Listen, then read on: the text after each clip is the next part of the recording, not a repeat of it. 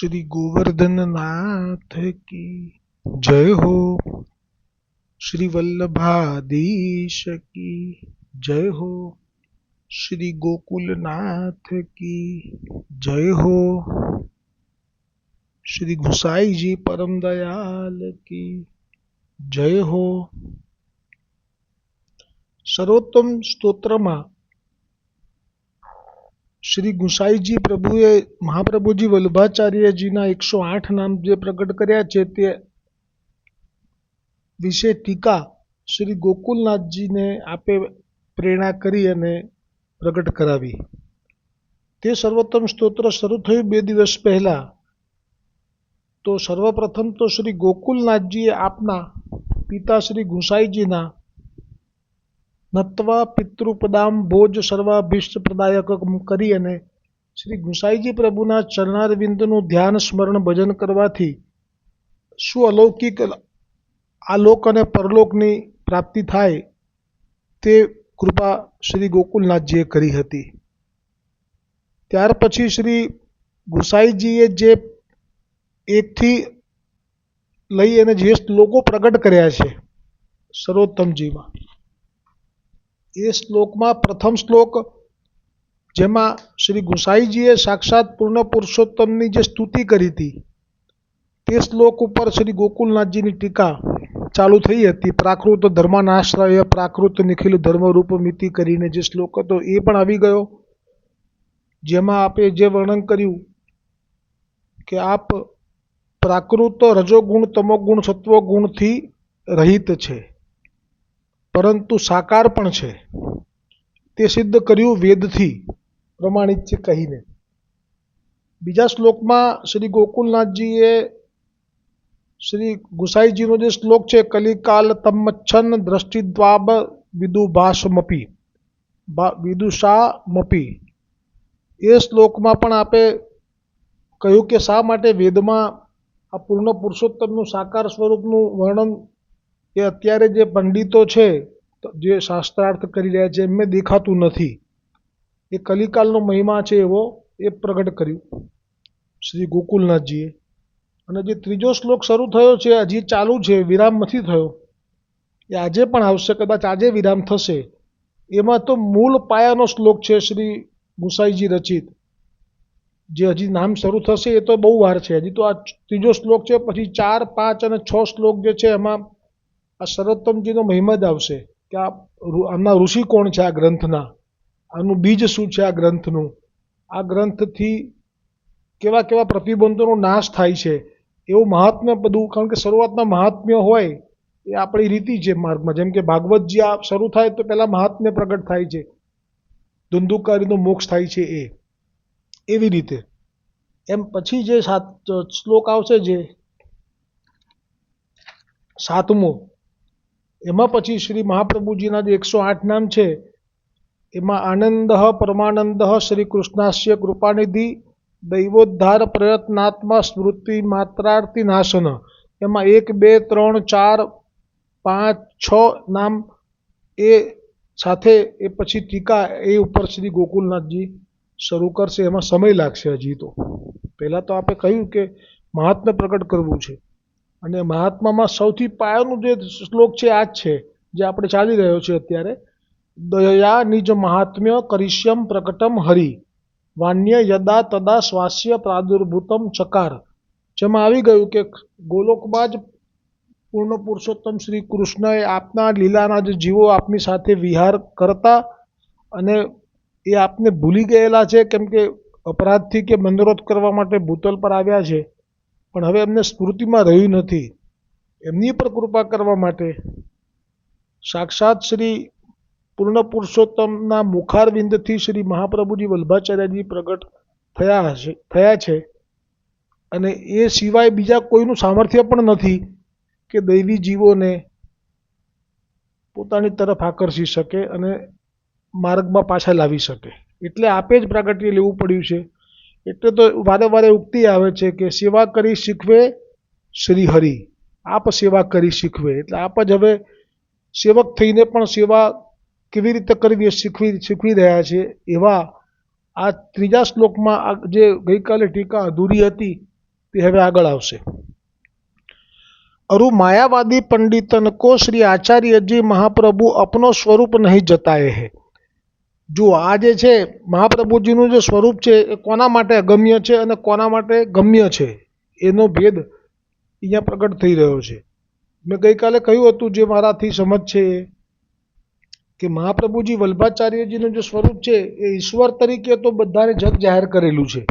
એ આવશે આગળ કયું નામ છે, સમહસ્ત કરીને નામ છે એમાં જ છે લગભગ, કે મદન મોહનજી જે મહાપ્રભુજીના ચોથી કે પાંચમી પેઢીએ યજ્ઞનારાયણ ભટ્ટ જે હતા વેદનો અવતાર હતા। કારણ કે આ બધા અવતારો જે છે એ કેમ થયા છે, જો એ વેદનો અવતાર હતા જેમણે આ સોમયજ્ઞ કર્યો અને લાખો લોકો ત્યાં હાજર હતા આ યજ્ઞનો લાભ લેવા। એ જમાનામાં યજ્ઞનો મહિમા પણ એટલો બધો હતો અને એ યજ્ઞનો દર્શન કરવા માટે આવેલા બધાને દર્શન મળ્યા મદન મોહનજીના, જે પ્રગટ થયા અંદરથી યજ્ઞકુંડમાંથી, જેમની સેવા મેં કહ્યું એમ આપના સપ્તમ લાલન ઘનશ્યામલાલજીને માથે પધરાવી હતી, જેમની સામે સાથે બે સ્વામિનીજીઓ પણ બિરાજે છે।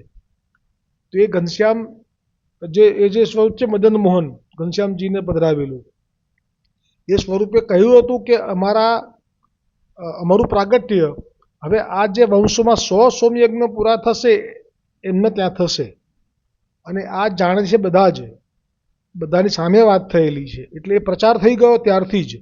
એટલે પેઢી દર પેઢીએ એમના પુત્રો જે હોય આ બધાએ સાંભળેલું હોય, એમના પુત્રો જેમ કે આ પેઢીમાં 5મા મહાપ્રભુજી પ્રગટ થયા એમ એમના પણ બધા વંશજોને ખબર જ હતી કે આ યથાર્થ થશે અવતાર। જેમ કે આપણને અત્યારે બધાને ખબર છે કે શ્રી ગોવર્ધનનાથજી વ્રજ છોડી અને અજબ કુંવરબાઈને ત્યાં ગયા છે અને આજથી 150 વર્ષ પછી એ જ ગોવર્ધનનાથજી પાછું કંઈક એવી લીલા કરશે કે પાછા વ્રજમાં આવી જશે અને ત્યાં કૂવામાંથી એક સ્વરૂપ પ્રગટ થશે અને ત્યાં બિરાજશે। એવી રીતે બધાને ખબર હતી। પછી જે પ્રગટ થવાનો સમય આવ્યો માધો માસમાં 11 વૈશાખની વ્રજ પ્રમાણે, એ વખતે ત્યાં ગોલોકના ઠાકોરજીએ ચારેય સંપ્રદાયના મર્યાદા માર્ગીય ચારેય સંપ્રદાયના ભક્તોને સ્વપ્નમાં દર્શન આપીને વધાઈ આપી હતી કે અમારા મુખારવિંદરૂપ શ્રી વલ્લભ પ્રગટ થઈ રહ્યા છે ચંપારણ્ય ધામમાં। એટલે આ વધાઈ પણ જાહેર થઈ ગયેલી હતી એટલે બધા જ ત્યાં આવેલા અને એમને બધા જ દર્શન લાભ મળેલો। દર્શન બી કેટલા અલૌકિક છે એ પણ આવશે સર્વોત્તમજીમાં। શ્રી ગોકુલનાથજી સિવાય કોણ કરાવી શકે એવા દર્શન કે જે પ્રગટ થયા પછી આપણને તો ખાલી અગ્નિકુંડમાં છે અને મા ઇલમમાં ગારું આપ જઈ અને એમને છાતી વળગાડે જેટલા જ દર્શન થાય છે, પણ શું એટલી જ લીલા થઈ હતી? ના, અદ્ભુત અલૌકિક નંદોત્સવ જે કહેવાય ને એવો વલ્લભ ઉત્સવ થયેલો છે, એ આવશે। તો એમાં આ બધાયના લોકોને દર્શન થયા, એ સુલભ હતા। તો પછી અત્યારે જે ગોકુલનાથજીએ કાલે કહ્યું કે બધાયને ગોચર નથી થતા, એનું કારણ શું? બધાયને કેમ ઓળખાતા નથી? તો એના કારણમાં મેં કહ્યું હતું કે જે કૃષ્ણદાસ મેઘન એ વલ્લભથી અમુક વર્ષ પહેલાં પ્રગટ થયા છે। એ પોતે અન્ય માર્ગના કોઈ ગુરુને દીક્ષા લઈને ગુરુ બનાવી દીધેલા અને એ જ ગુરુએ એવું કીધું કે અત્યારે આ સમયે ભારતમાં આ ઠેકાણે અથવા જગ્યા નથી પણ આ ભારતમાં જ ઈશ્વર પ્રગટ થઈ ગયા। બસ આટલો મેસેજ મળ્યો અને હવે આ પોતાના ગુરુને કીધા વગર ભાગ્યા, કેમ કે જેનો હોય તે ત્યાં જાય એ ઉક્તિ છે પુષ્ટિ માર્ગમાં। એટલે ગુરુ પાસે દીક્ષા લીધી છતાંય એમને ગુરુની ચિંતા નથી કે અવજ્ઞા થઈ અને એ રાતોરે રાત છટકી ગયા। અને મેં કહેલું એમ કાશીમાં શ્રી વલ્લભને યજ્ઞોપવિત સંસ્કાર થઈ રહેલો અને ત્યાં સામેથી જ કહ્યું કે કૃષ્ણદાસ તું આ ગયો। એ બાળક હતા, એ વખતે બહુ નાની ઉંમરે યજ્ઞોપવિત દીક્ષા થઈ હતી અને આ થોડાક મોટા હતા એમના કરતાં 2-4 વર્ષ, પણ સખો ભાવ છે ને, કારણ કે લીલામાં સખી છે, વિશાખા છે એટલે આપ સ્વામિનીજી છે એટલે કે આવ્યો। આવી રીતે આપણે પ્રથમ મિલન થયું હતું। હવે એ જ જેનાથી મળ્યા વલ્લભ, એ વલ્લભને એક વખત તો મારા ગુરુજીના દર્શન કરાવું એટલે આ પૂર્વ માર્ગના વિશે જેને ભ્રમણા હોય એ તોડવા માટે બી આ જરૂરી હતી લીલા। બધાને મેસેજ જાય કે તમને જે પૂર્વજ આશ્રમમાં જે તમને બહુ પ્રિય હોય, તમને એનાથી બહુ પોષણ મળ્યું હોય, આધ્યાત્મિક મર્યાદા કોઈ ગુરુ હોય, પણ એ હવે વલ્લભથી સેવક થયા પછી એ બધું ભૂલી જવું જોઈએ કેમ કે એ લોકો નહીં સમજી શકે. તમે સમજી શક્યા છો કેમ કે તમે લીલાના છો, પણ એ લીલાના નથી. અને ઈશ્વર છે એવું જાણ્યું હતું, એમનાથી તો મળ્યા છો તમે, તો ચલો ચલો તો ના પાડી તો બહુ જીદ કરી. કારણ કે માગવાનું કે કોઈ સારું પ્રસન્નતામાં એક જ વસ્તુ માગી લે કે મારો મુખરતા દોષ જાય અને આપ ગુરુના દર્શન કરવા ચાલો અને મને પુષ્ટિ માર્ગ સમજાય.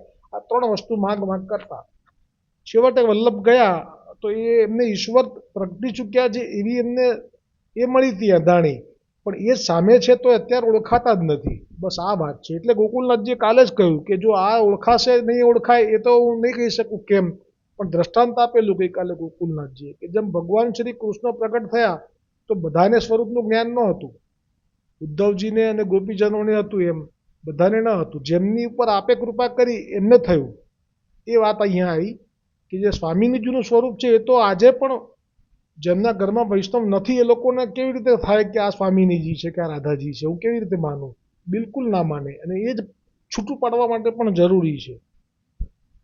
એટલે અહીંયા કહે છે કે પંડિતોને તો બિલકુલ ઈશ્વર છે એવી પણ ખબર ના પડવા દીધી. જુઓ, આ 4 વૈષ્ણવ સંપ્રદાયના આચાર્યોના ભક્તોને તો ગોવર્ધનનાથજીએ દર્શન આપ્યા, પૂર્ણ પુરુષોત્તમ, અને કહ્યું કે અમારા મુખારવિંદથી પ્રગટ વલ્લભ પ્રગટ થઈ રહ્યા છે ચંપારણ્યમાં. આ પ્રસંગ આવશે આગળ.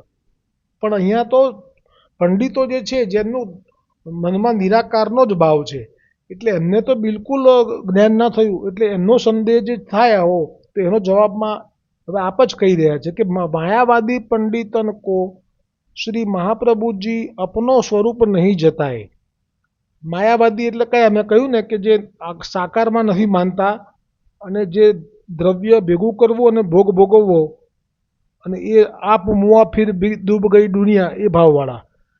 ताते मायावादी और सगरे पंडितन को श्री आचार्य जी महाप्रभु के स्वरूप को ज्ञान नहीं भयो, ताते अपने बचन स्वरूप द्वारा अपनो निज महात्म्य जताइवे के लिए श्री पूर्ण पुरुषोत्तम ने अपने मुखारविंद रूप श्री महाप्रभु जी वल्लभाचार्य जी को प्रकट किए हैं।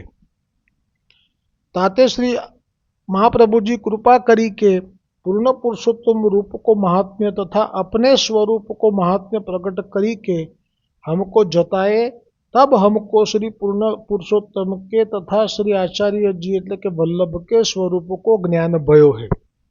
और जो श्री महाप्रभु जी अपनो स्वरूप तथा श्री पूर्ण पुरुषोत्तम को स्वरूप नहीं जतावते तो हमहू को ज्ञान नहीं होतो। એટલે કે આ એમના પાસે છે ઓથોરિટી, એ જેમની પર કૃપા કરે એમને આ સ્વરૂપનું જ્ઞાન થાય, બાકી ન થાય. સ્પષ્ટ કહી દીધું. અરુ શ્રી મહાપ્રભુજી આપ શ્રીબદ્ધ હવે બીજું પ્રમાણ આપે છે કે આપ પૂર્ણ બ્રહ્મથી પ્રગટ થયા છે, એનું પ્રમાણ આ એક જ છે.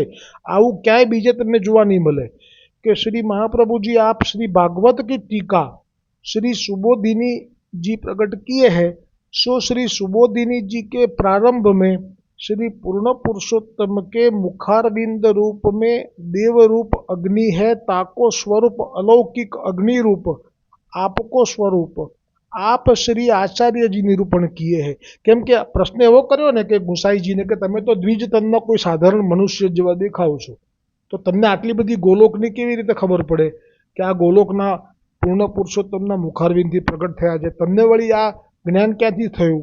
आवुं कोई वादी शंका करे तो आपना माटे तो आ सहज छे, एમને દર્શન આપી દે ઘડીકમાં, એ જે વાદી હોય એને, પણ નથી આપવા.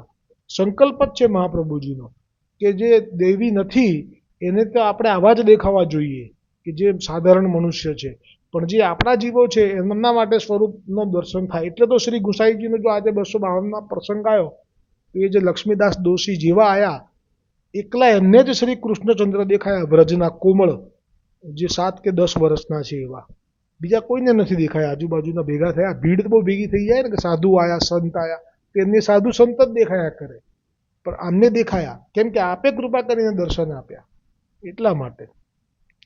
તો અહીંયા હવે આપે પોતાનું પ્રમાણ તો પોતે ના આપે ને, હીરો પોતાના મુખથી ના કહે કે મારું મૂલ્ય ₹1,00,000 છે એમ. એટલે આપે હવે પ્રમાણ કયું આપ્યું હતું કે સુબોધિનીજી તો મહાપ્રભુજીએ રચના કરી જે ગ્રંથની, એ મહાપ્રભુજીએ સુબોધિનીજીની રચના કરી એના પ્રારંભમાં જે આ આપે જ વર્ણન કરી લીધું કે પૂર્ણ પુરુષોત્તમ કે मुखारविंद रूप में देव रूप अग्नि है, ताको स्वरूप अलौकिक अग्नि रूप आपको स्वरूप आप श्री आचार्य जी स्वयं निरूपण किए है। आ रीते प्रमाण सीधું વલ્લભનું જ મૂકી દીધું, કોઈ વાદીને શંકા થાય એમાં આ ચાલી રહી છે ચર્ચા। ताते पूर्ण पुरुषोत्तम के मुखारविंद रूप श्री आचार्य जी महाप्रभु आप है। वहां कोई संदेह करे तो तुमको श्री आचार्य जी महाप्रभु अपनो स्वरूप जताए है, ताते तुमको ज्ञान भयो, परंतु और कोई श्री आचार्य जी महाप्रभु को स्वरूप श्री पूर्ण पुरुषोत्तम के मुखारविंद कैसे जानेंगे, कैसे मानेंगे, या प्रकार कोई संदेह करी के कहे तहाँ कहत है जो श्रीमद भागवत भावात्मक नामात्मक स्वरूप श्री पूर्ण पुरुषोत्तम को है। હવે આવ્યું પ્રમાણ બીજું। એક પ્રમાણ તો સુબોધિનીજી પ્રગટ કરતા પહેલા આપે જ આપનું સ્વરૂપ અંદર કહી દીધું। હવે ભાવાત્મક, હવે જે ભાગવતજી જે ઠાકોરજીનું એક સ્વરૂપ છે ભાવાત્મક, અને એ જે સ્વરૂપ છે એ भागवत स्वरूप को ज्ञान, श्री भागवत के स्वरूप के ज्ञान तो श्री भगवान को है, और को श्री भागवत स्वरूप को ज्ञान तो है नहीं। और श्री महाप्रभु जी वल्लभाचार्य जी आप पूर्ण पुरुषोत्तम रूप जो श्री भागवत के भावार्थ निरूपण करण वाले हु है, ताते निरूपण तो श्री पूर्ण पुरुषोत्तम के मुखारविंद रूप श्री भागवत के स्वरूप को निरूपण करण वाले है, करण वाले ऐसे ही श्री महाप्रभु जी आप है। ताते श्री वल्लभाचार्य जी आप श्री भागवत की टीका श्री सुबोधी, टूंकमा कहूँ आ बहु लांबू लांबू लख्यू है, समय अत्यारे छे नहीं मारी पासे। एक वाक्य में कहूँ कि श्री महाप्रभु जी वल्लभाचार्य जीए जे सुबोधिनी जी में जे युगल स्वरूपनी लीलाનું જે ગૂઢ વર્ણન છે એ પ્રગટ કર્યું છે, આ એક પ્રમાણ છે। અને બીજો સુંદર દ્રષ્ટાંત આપીને કહું કે પદ્મનાભદાસજી ભાગવત કથા કરતા, પણ મહાપ્રભુજી જાણ્યું કે આ તો અમારી લીલાની ચંપકલતા છે। જો ચંપકલતામાં બે સ્વરૂપ છે, દરેકના બબે સ્વરૂપ છે। ચંપકલતા એ એક સુરદાસજી જે કાયમ ગોવર્ધનનાથજીની સેવામાં રહ્યા, અને બીજું સ્વરૂપ એ સાક્ષાત પદ્મનાભદાસજી, એ પણ ચંપકલતા છે। દિવસની લીલામાં કૃષ્ણ સખા, એ અહીંયા ઠાકોરજી મથુરેશજીની સેવા કરી। જેવી રીતે એક સ્વરૂપ છે વિશાખાજીનું, એ કૃષ્ણદાસ મેઘન છે, તો બીજું સ્વરૂપ કુંભનદાસ છે। એવી રીતે એક સ્વરૂપ લલિતાજીનું દામોદરદાસ હરસાણીજી છે, તો એક સ્વરૂપ કૃષ્ણદાસ અધિકારી છે। એક ગોવર્ધનનાથની સેવામાં, એક પ્રગટ સ્વરૂપની સેવામાં। તો આ મથુરેશજીની સેવા જે કરી એ પહેલાં એ ભાગવત કથા કરતા, પણ એમને એ ખબર નહોતી કે આ ગૂઢ લીલા તો કેવી રીતે આપણે જાણી શકીએ। તો વલ્લભે ભાગવતના દસમ સ્કંદની ગૂઢ લીલા એવી કહી દીધી કે જે વર્ણન ભાગવતમાંય નહોતું, અને પદ્મનાભદાસ લીલાના જીવ હતા એટલે સમજી ગયા કે તરત જ એ ઊભા થયા વ્યાસપીઠ ઉપરથી અને ચરણોમાં લેટી ગયા। એટલે આ પ્રમાણ છે કે મહાપ્રભુજી સાક્ષાત પોતે જ પૂર્ણ બ્રહ્મથી મુખારવિંદથી પ્રગટ થયા છે। આમ તો સ્વામિનીજીનું પણ સ્વરૂપ પ્રગટ થઈ ગયું કહેવાય। હવે શ્રી ગોકુલનાથજી કહે છે કે શા માટે શ્રી ગુંસાઈજીએ સર્વોત્તમજી પ્રગટ કર્યું છે, એનો મૂળ આપનો ભાવ એ હવે કહી રહ્યા છે આપ, કે આ જે દૈવી જીવો પ્રગટ થશે ભૂતલ પર જે વખતે થયેલા છે, તે લોકોને આ જે લીલાથી રસ ભરેલી જે લીલાઓ છે યુગલ સ્વરૂપની, એ એટલી બધી ગૂઢ છે કે તેનું જ્ઞાન એમને નથી। તે સેવકોને પણ દુર્લભ છે। તો અરુ નિજ સેવકન કો જબ તાય જ્ઞાન નાહી હોય, तहाँ ताई कृतार्थता नहीं थाय, कृतार्थता नहीं होय, ताके लिए सेवकन को कृतार्थ सिद्ध होय, भगवद स्वरूप अरु भगवद लीला को ज्ञान होय, भगवद लीला रस को अनुभव होय, ऐसो उपाय श्री गुंसाई जी विचारत भये सो श्री महाप्रभु जी के 108 नाम प्रकट करिए। ताके पाठ मात्र ते प्रथम तो या को जितनो अज्ञान है सो दूर हो, ता पाछे पूर्ण पुरुषोत्तम के स्वरूप को ज्ञान होय, ता पाछे जीव कृतार्थ होय, ता पाछे भगवद लीला में प्राप्ति होय, ताते या समान कोई उपाय नहीं है। એટલે કે સર્વોત્તમજી જેવો બીજો કોઈ ઉપાય નથી। यह विचार के श्री गुंसाई जी श्री महाप्रभु जी के अष्टोत्तर शतनाम निरूपण करत है। तहाँ कोई कहे जो तुम श्री महाप्रभु जी के अष्टोत्तर शतनाम प्रकट किए, सो कहूँ वेद पुराण में कहे होंगे, वहाँ से खोज खोज के एकत्र किए होंगे, तब तहाँ कहत है। आ पंडितोने भी एमनी जग्याए साचा छे। जेटला पण नाम छे विष्णुનું सहस्त्र नाम जे छे એ પણ ખરેખર તો જે ઋષિએ પ્રગટ કર્યા છે, નામ છે એમનું ગર્ગાચાર્યજીએ, તો એ બધા પુરાણોમાંથી લીધેલા છે। અને એ તૈયાર થયા છે. પછી હમણાં મહાપ્રભુજીએ પણ જે સહસ્ત્ર નામ જે ભાગવતજીનું પ્રગટ કર્યું, એ પણ પેલા ગોપીનાથજીનો જે નિયમ હતો, ભાગવતજીનો આખો પાઠ કરે ત્યારે તો એ મહાપ્રસાદ લે, તો બહુ સમય જતો, તો એ જે પ્રગટ કર્યું એ પણ ખરેખર તો પુરાણોમાંથી 10મા સ્કંદમાંથી જ લીધેલા છે બધા. તો એ રીતે જ છે ને. એમ કોઈએ પૂછ્યું તો ગુસાઈજી, કોઈ પૂછે એવું ધારો કે, તો ગુસાઈજીનો ભાવ કહે છે કે ના એવું નથી, આ છે ને ગૂઢ છે. તમે કહ્યું ને કે આ જે પતિ પત્નીનો ભાવ છે એ કંઈ પ્રગટ નથી કરેલો શાસ્ત્રોમાં, પુરાણોમાં. એટલે આ નામ જે છે એ લીલા સંબંધી છે, એ પુરાણોમાં નથી. આ કેવલ પુષ્ટિ લીલા સંબંધી સહસ્ત્ર નામ કોઈને જ્ઞાન નથી. એમાં તો એમ પણ કહી દીધું કે તમે પંડિતજી દુઃખી ના થતા, આ જ્ञान तो ब्रह्मा जी को, शिव जी को, शेष जी को, वेद को, इन अलौकिक लीला संबंधी नाम को ज्ञान नहीं है. तो या कलिकाल के अज्ञानी पंडितन को अलौकिक पुष्टि लीला संबंधी नाम को ज्ञान कहाँ से होईगो, जो कोई निरूपण करेंगे. तैसे ही એમ કરીએ. અને હવે આ શા માટે આ નામ અલગ છે જે પુરાણમાં નથી, તેનું અહીંયા સમાધાન થયું. હવે પાછું આ લોકોને શંકા થાય કે તો પછી બ્રહ્માજીને ને શેષજીને બધાને ખબર નથી, તો પછી તમને કેવી રીતે ખબર પડી? તો એનો પણ જવાબ આપી દીધો કે એટલા માટે કે મેં પહેલાં જ કહ્યું એમ કે શ્રી ગુસાઈજી કહે છે કે જેવી રીતે જે સુબોધગીરીજીમાં આપે જ આપણું સ્વરૂપ પ્રગટ કરી લીધું છે કે પૂર્ણ પુરુષોત્તમના મુખારવિંદ રૂપે બી અગ્નિ સ્વરૂપ છે, તો એ એમનો આત્મા જ છું, એમનો પુત્ર છું. એમને તો દર્શન ના કરાવી દીધા કે લો આ શ્રી કૃષ્ણચંદ્રનું દર્શન કરી લો. આ તો અધિકારી સિવાય કોઈને થાય નહીં ને કોઈને કરાવાય નહીં. એટલે કહ્યું કે હું એમનો પુત્ર છું ને, એટલે મને આ જ્ઞાન પ્રાપ્ત થયું. વૈષ્ણવે પુરુષોત્તમ સહસ્ત્ર નામ જે છે મહાપ્રભુજીએ જે ગોપીનાથજી માટે પ્રગટ કરેલા, એનો આખો અલગ ભાવ છે. એ તો ખાલી ભાગવતજીની લીલાઓ ટૂંકમાં વર્ણન કરીને નામમાં સમાવેલી છે. એની સરખામણી પણ ના થાય, સર્વોત્તમજીની સાથે સરખામણી ના થાય. એટલા માટે જ નામ રાખ્યું શ્રી ગુસાઈજીએ સર્વોત્તમ સ્તોત્ર, સર્વથી ઉત્તમ છે. અને હવે આ બસ અહીંયા આ શ્લોક, અહીંયા ત્રીજો શ્લોક જે છે વિરામ પામ્યો છે. આવતીકાલથી ચતુર્થ શ્લોકથી, હજી તો છે 7મા શ્લોકમાં આનંદાય નવ પરમાનંદાય નામનું શરૂ થશે. એ પહેલાં તો પ્રતિબંધ દૂર થાય છે, એ બધો મહિમા હજી આ ગ્રંથનો બાકી છે. એ શ્રી ગુસાઈજીથી પ્રગટ થયેલા શ્લોકોનો ટીકા કરશે શ્રી ગોકુલનાથજી. તો આ રીતે श्री आचार्य जी महाप्रभु के अष्टोत्तर सतनाम है, तिनको हम प्रकट करत है. या प्रकार से 3 श्लोकों को भावार्थ निरूपण करत है. एम करिए અને वे श्लोक આવતીકાલે આવશે. बोलो श्री वल्लभाधीश की जय हो, श्री गुसाई जी परम दयाल की जय हो, श्री गोकुलनाथ की जय हो.